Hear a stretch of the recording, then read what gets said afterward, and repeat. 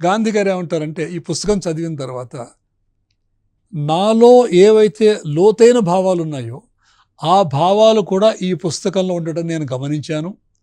తర్వాత ఈ పుస్తకం నన్ను పూర్తిగా క్యాప్చర్ చేసేసింది. నా యొక్క జీవితాన్ని కూడా పూర్తిగా మార్చి వేసినటువంటి పుస్తకం ఇది.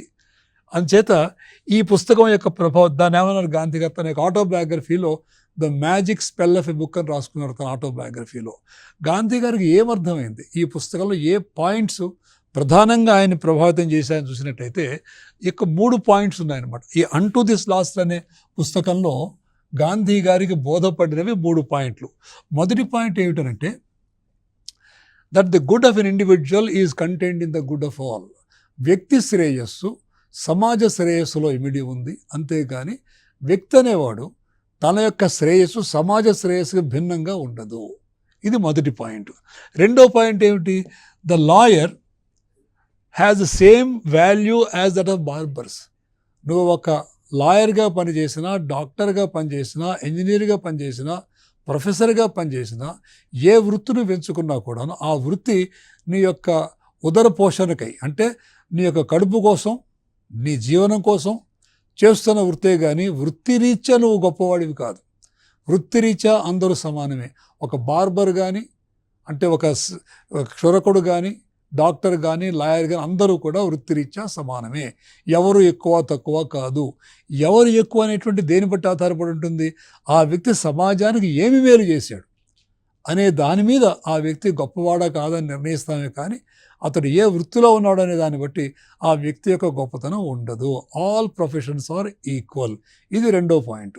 ఇక మూడో పాయింట్ ఏమిటనంటే చాలా ముఖ్యమైనది ఇది, దట్ లైఫ్ ఆఫ్ లేబర్.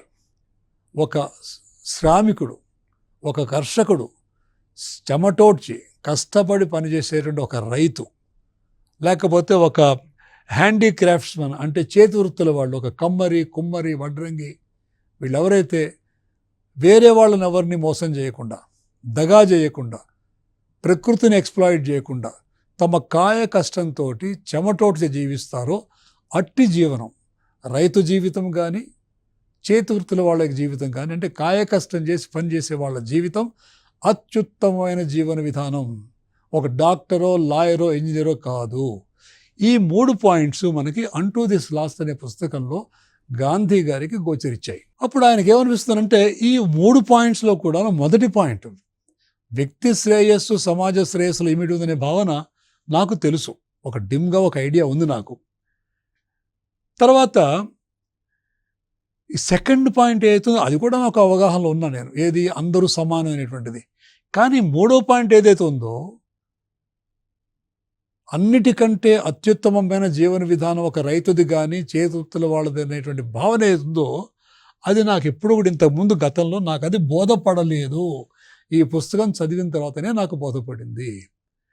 ఈ అంటూ దిస్ లాస్ట్ అనేటువంటిది ఒక డే లైట్ లాగా, ఒక ప్రకాశవంతమైన దినములాగా నాకు నా యొక్క జీవితాన్ని ఎలా దీన్ని ప్రభావం ముందుకు తీసుకువెళ్ళాలి, ఈ థర్డ్ పాయింట్ కూడా ఈ మొదటి రెండిట్లో కూడా కలిసి ఉందనేటువంటి విషయం నాకు బోధపడింది. నేను తెల్లవారిన తర్వాత, ఆ రోజు రాత్రంతా నిద్రపట్టలేదు, తెల్లవారిన తర్వాత ఒక నిర్ణయానికి, నిశ్చయానికి వచ్చాను.